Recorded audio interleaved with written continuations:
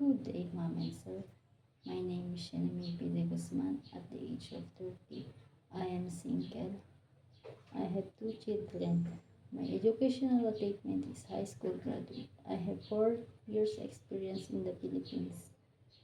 I work 4 members of the family. Couple, newborn baby, and 3 years old.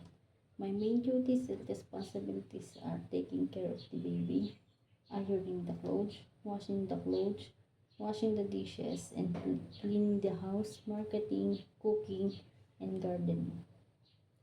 Mom and Sir, please give me a chance to work in Hong Kong. I promise I will do my very best to fulfill my duty and responsibility and follow your rules. I am hardworking, patient, honest, trustworthy, and flexible.